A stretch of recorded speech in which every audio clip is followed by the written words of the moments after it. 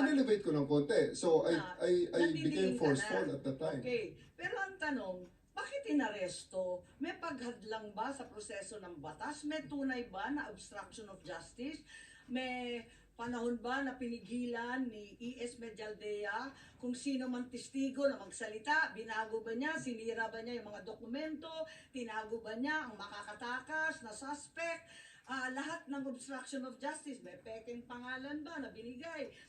Pinagtatanggal niya na paglitis ng isang krimen, lahat ba yun? Talagang obstruction of justice. Alin bahagi dyan ng obstruction? Ang specific po ng ginawa ni E.S. Medialdea para siya ay aking arestuhin sa obstruction of justice, he prevented me from taking physical custody of President Duterte so that he can be boarded on the bus that will bring him on the plane. Yun naman. Kaya part yun, I read him his right. Kaya pataas na pataas, ma'am, ang level ng... So talaga How did he prevent you? Kasi ang nakita ko naman, naglagay lang naman siya ng upuan dun para upuan ng dating Pangulo. He is placing himself between me and the former president, ma'am. Umarang siya. Kaya ba niyang harangan yun? Daan-daan pulis ang kasama mo?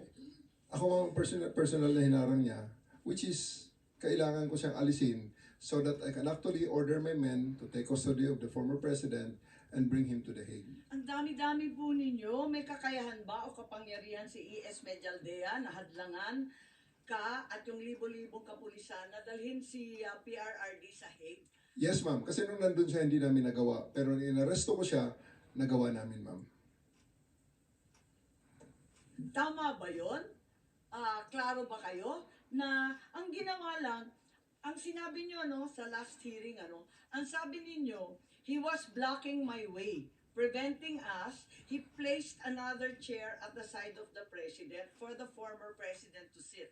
Yun lang, naglagay lang ng upuan. Obstruction of justice na ba yan? Opo, ma'am. Kasi, ma'am, kung hindi siya umalis doon, hindi namin talaga maisakay sa bus si former president. Kaya nga... Kaya lang sa isang upuan?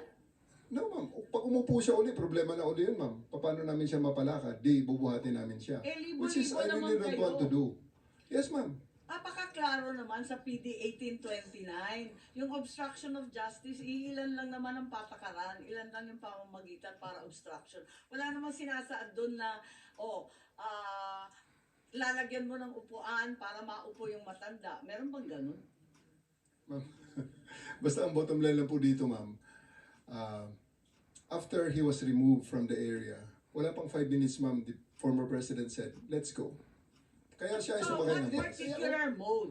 Wag mong gawing justification yan na General Torre na porque nahankap mo na si A.S. Medialdea, 5 minutes, nadala mo na kaagad si Pangulong Duterte sa aeroplano. Ang tanong dito ngayon, yung paghankap mo ba, anong justification mo? Yun lang naman. Yun lang naman, bakit? I stand by it, sir. I read him his rights and tell him what law he's violated and I arrested him and told him exactly what is the basis of my arrest for him. And lawyer siya, sumama naman sa akin, sir, ng maayos, si E.S. Medialdea. Actually, hindi ko na Sino hindi sasama doon? Kadami ninyo doon. Kaya nga, sir. Ganun lang talaga, sir, siguro. Dahil there's really a need to put an end on everything at that night na so, kailangan matapos na yung situation. Balik tayo. Ilang bihis mo na inulit-ulit. Hulihin si President Duterte at dalhin sa daig. Yun talaga mission mo. Yes, sir. Sino nag-order sa'yo? The Chief of the Philippine National Police, sir. Si Senator